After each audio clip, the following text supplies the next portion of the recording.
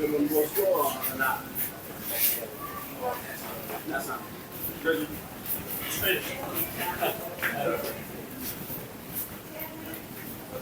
William, ini masih di kantor? Masih di kantor?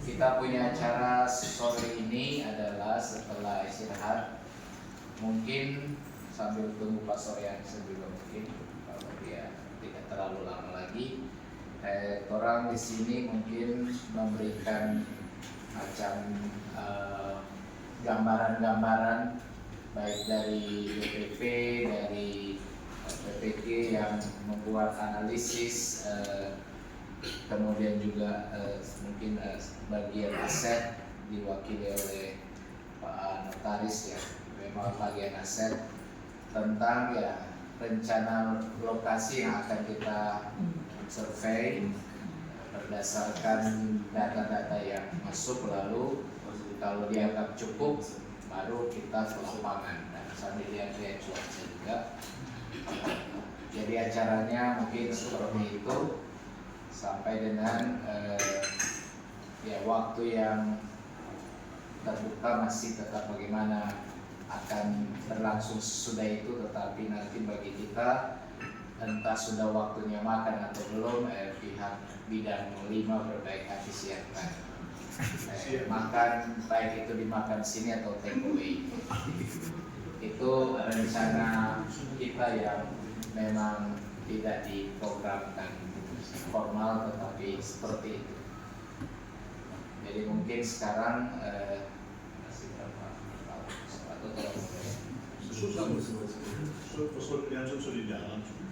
koordinator dan wakil koordinator dengan pertimbangan regenerasi. Jadi kalau kemudian berikut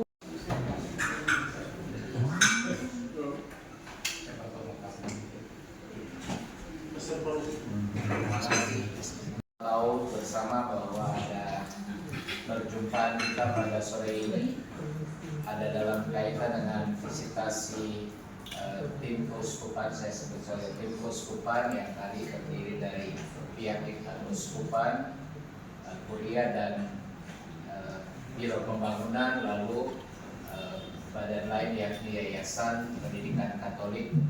Nah, dengan kita di sini sebagai paroki Ratu Rosari Suci Tuminting. Nah, setelah pada bulan lalu tanggal berapa kami mengadakan audiensi dengan Bapak Uskup untuk menyampaikan hasil kajian dari tim PPG dan katakanlah bidang 3 pembangunan yang kami serahkan, maka memang waktu itu kita sudah berbincang-bincang dengan Bapak Uskup, tetapi kemudian salah satu hal yang disampaikan bahwa nanti tim Keuskupan akan melaksanakan visitasi dalam bentuk kunjungan untuk melihat langsung survei di lapangan dari apa yang disampaikan. Nah, sebelum kita mungkin langsung ke lapangan, baiklah mungkin secara singkat kembali beberapa informasi yang bisa disampaikan sejauh relevan untuk rencana penentuan lokasi, terutama kita sudah sangat didesak dan mendesak kepentingan untuk lokasi ditetapkan karena inilah yang menjadi gejala saat ini. Pertama, PPG sendiri lagi menunggu. PPG menunggu dari lokasi ini ada site persis untuk pembangunan ini. Jadi ada 3 usul dari 2 lokasi sekarang di sini dan lokasi SD 5. Nah, dari 2 lokasi ini ada 3 kemungkinan site. saya memakai istilah-istilah dari para arsitek yang beda antara lokasi dan site. Ya, lokasinya ini ada satu lokasi, ada dua site yang mungkin, yakni existing ya, gereja yang sekarang lokasinya site-nya, lalu di tempat yang ada sekolah Sakarni, lalu site yang ketiga itu di lokasi. Ada hasil yang sudah disusun dalam proposal, yakni dengan cara setelah analisis dari berbagai aspek, mungkin nanti ditambahkan dari PPG, itu ada penilaian kalau A untung ruginya apa, ya, plus minusnya apa, ya, B, C begitu. Jadi dibuat seperti itu, dan supaya agak jelas maka bukan hanya kualitatif, kemudian mereka berusaha untuk pakai skor sehingga muncul secara kuantitatif juga dinilai. Katakanlah kalau di A, B, C ini nanti nilainya mana? Nah itu ada di situ. Pak Pastor dan juga Bapak Ibu sekalian yang hadir pada sore hari ini, bahwa analisa yang kami buat itu berdasarkan masukan dari umat, lokasi-lokasi yang ada. Dan juga salah satu pertimbangan lain adalah pernah dibaca suatu buku mengenai baptisan pertama dari 500 tahun yang lalu, itu di pantai Sindulang, itu yang Raja Manado itu. Nah, itu yang menjadi latar belakang kenapa adanya lokasi Sindulang di sekolah SD 5 itu Sindulang, karena ada kaitan dengan baptisan pertama itu ada di pantai Sindulang. Jadi kemudian itu menjadi bagian dari analisa kami. Walaupun setelah dianalisa semua, memang tetap masih di bawah karena keterbatasan lokasi dan juga sejarah itu tidak terlalu jelas. Jadi makanya kami memutuskan tetap yang analisa lain juga tetap mempengaruhi, dan yang skor terbesar itu adalah karena kebutuhan ruang dan juga penataan lokasi lebih nyaman. Nah, tapi secara fungsional memang ya gereja tetap sebuah gereja, tidak terpengaruh dengan parkir itulah urusan yang lain. Tapi itu akan menjadi nilai poin plus dalam penilaian kami. Nah, untuk yang hal-hal lain, kalau kita membangun di sekolah, efeknya ya mesti memindah sekolah. Tapi kalau kita mau bangun di gereja, mau tidak mau gereja akan dibongkar dan mencari tempat di mana kita boleh mengadakan ibadah. Walaupun solusi itu tetap akan ada. Nah, ini juga pertimbangan lain adalah kalau sekolah dibiarkan seperti sekarang apa adanya, juga pada akhirnya akan hilang siswa-siswanya. Hal ini sudah terjadi dengan Katolik 5, sudah akhirnya dinonaktifkan. Kemudian dipindah SMP juga nyaris sama. Jadi mudah-mudahan kita bisa mencarikan solusi yang lebih baik. Apabila dibangun di sekolah, maka perlu dibangun sekolah pengganti yang lebih representatif sehingga siswa bisa lebih ada. Itu yang menjadi pertimbangan dari panitia. Nah, mungkin dengan pertemuan ini kita bisa sama-sama menjalin pemikiran-pemikiran sehingga itu bisa menuju ke sesuatu yang terbaik untuk pembangunan gereja. Begitu Bapak Uskup dan para pastor serta Bapak Ibu sekalian dari kami PPG. Mungkin dari ini ada tambahan dari Pak Pastor dan Ibu sekalian. Ini dari tim saya Uskup Pastor dan teman-teman yang saya hormati. Saya sudah sampaikan waktu lalu, kami sudah sampaikan di desain waktu rapat PPP di aula keseluruhan, bahwa kami dari tim desain itu menyusun analisa ini berdasarkan kajian secara jujur dan objektif. Kami tidak berpihak, tidak punya kepentingan di sini. Catatan juga orang-orang stasi tadi paroki di sini. Kemudian saya sudah sampaikan waktu lalu bahwa ini hanya sebuah rekomendasi. Untuk seterusnya kan ibarat sebuah proyek yang kita mau kerjakan, ada pemilik dan ada tim desain. Ini yang kami rekomendasikan. Urusan mau pilih yang kami rekomendasikan atau tidak itu adalah kewenangan dari pemilik, dan dalam hal ini kalau dilihat kebijakan yang kita tidak bisa lawan dengan kajian sebagaimana mestinya, sebagaimana hanya anggota siswa saat ini 21 orang. 25. Sekarang 25 orang saat ini. Apakah untuk 3 kelas? Ada 25 anak sekarang rupanya untuk satu sekolah. Bagaimana sustainability-nya bisa layak dan seterusnya, sehingga kalau misalnya untuk sementara direlokasi kita pakai sekolah, berarti memang relokasi. Nah, SMP-nya ini yang kita akan diskusi lagi dengan mau lanjut atau tidak.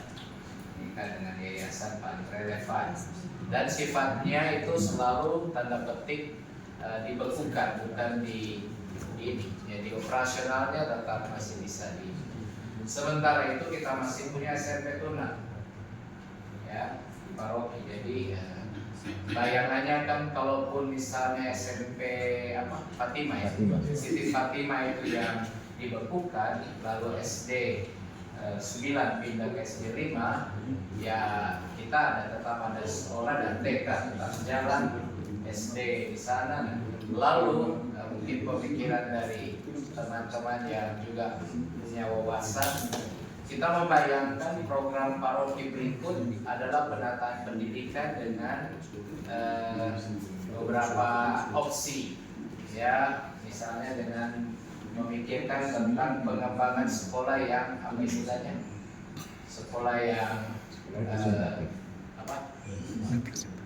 ya kualitasnya yang baik dari fisik maupun ini, tapi kemudian karena apa? Karena ada hal yang lain ya yang harus dipertimbangkan serius, yaitu adanya sekolah.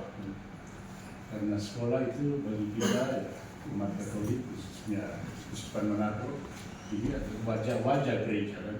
Wajah gereja yang konkret. Ibadah itu di gereja terjadi rutin itu hari Minggu kan, beberapa kali terserah. Tapi sekolah itu terjadi tiap hari. Ini wajah konkret dari gereja yang bukan untuk mengkatolikan orang. Ini keunggulan dari sekolah Katolik pendidikan. Jika ditanya kenapa masuk sekolah Katolik, mayoritas orang siswa-siswi itu bukan Katolik. Kenapa kita masih unggul dalam apa? Karena mereka melihat ada disiplinnya, kemudian kerapian, kebersihan, juga mereka merasa aman dengan ini sistem pendidikan dan apa itu environment-nya, lingkungannya. Jadi sekolah dengan tanah yang luas ya, dan yang apa itu aman untuk anak-anak. Termasuk juga yang saya dengar dari yayasan bahwa di sekolah Katolik, orang tahu tidak mengkatolikan orang, anak-anak, sehingga mereka merasa bebas, ya, silakan, ya, nyaman, rasa nyaman. Pendidikannya sudah oke, disiplinnya sudah oke, nilai-nilai pendidikan, disiplin, tapi juga mereka merasa nyaman yang bukan Katolik. Ini antara lain keunggulan dari sekolah Katolik. Nah, karena ada ini sekolah ini yang jadi pemikiran orang mau ada sesuatu yang orang mau berbuat, ya, tapi dengan korban yang mengorbankan. Nah, tadi Pastor bicara tentang kompensasinya apa? Ini penting kan, kompensasi. Seperti ya badan amal kalau mau menjual tanah gereja, apakah ada kompensasi tanah lain? Gitu kan? Karena ini mungkin sudah tidak strategis orang jual, tapi apakah ada kompensasi?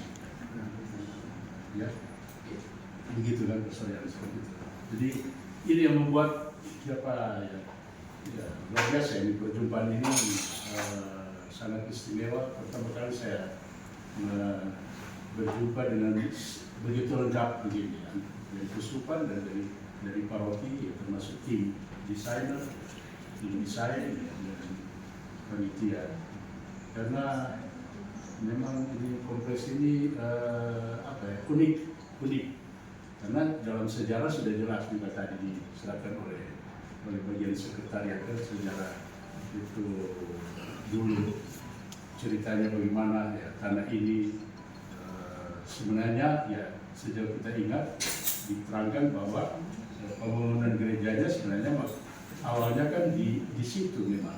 Itu dari dokumen hibah dari keluarga, pastor siapa yang meminta dan dijawab oleh keluarga, oke, kami akan memberikan sebagian dari tanah kami untuk intensio dantis. Nah itu dalam gereja Katolik juga sangat penting itu intensio dantis. Intensi maksud dari yang memberi. Nah, pemberi. Cuma karena ya orang tahu ketika itu terjadi keberatan yang cukup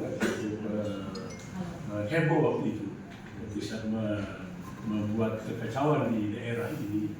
Karena kita tahu kita mesti ingat bagaimana ini orang-orang gunung so siap mau turun semua dari gunung-gunung mau turun. Bukan cuma umat Katolik, tapi umat Kristen lainnya orang simpati dengan apa yang terjadi di Tuminting waktu itu.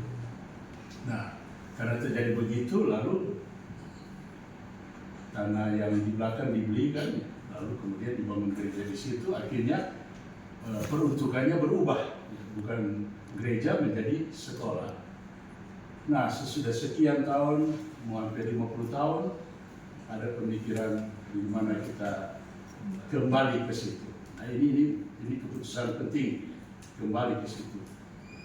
Kalau memang mau kembali ke situ, ini keputusan yang menentukan ke depan.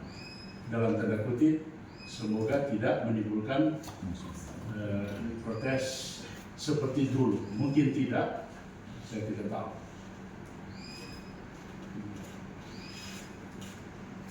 Apakah sudah dipelajari juga ya? Jadi studi kelayakan yang mempelajari tadi ya Pak.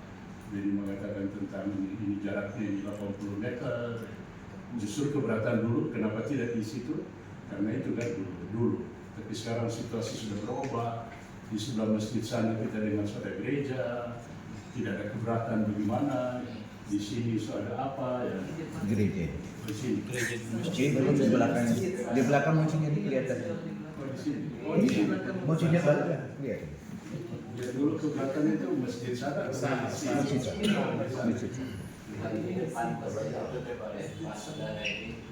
Orang waktu tetangga.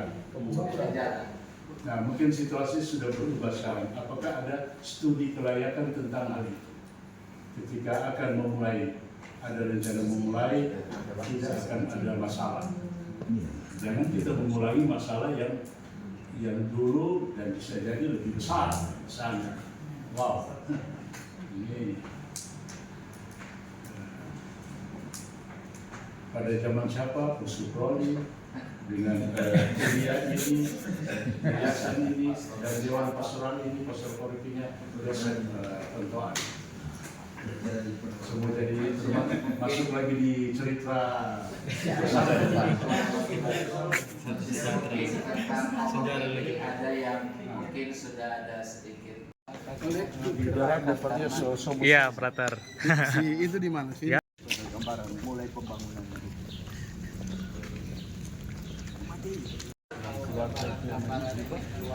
Itu sebenarnya Pak Romi Romo yang tahu sejarah. Sana pintunya. Iya.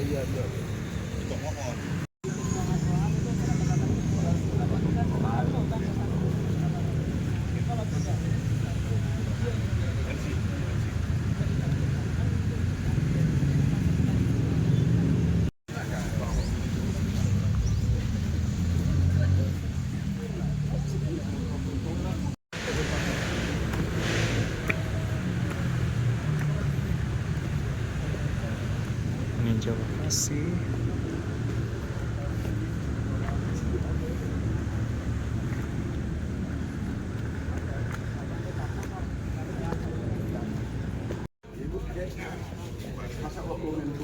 bulan lalu kok.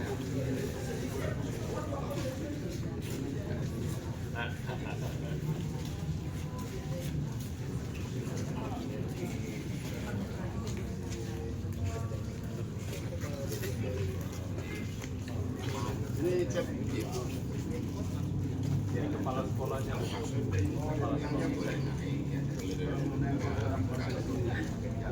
Dicantumkan itu dalam analisis tingkat kerugian.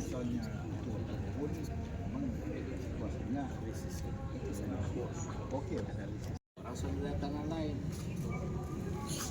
Peluang lain adalah ya memang kan ada di bawah rencana Pak Rocky Baro. Dan sejarah tadi ketika mau membangun gereja di situ, sejarah sudah menoleh, tidak jadi, akhirnya gereja diambil posisi mundur ini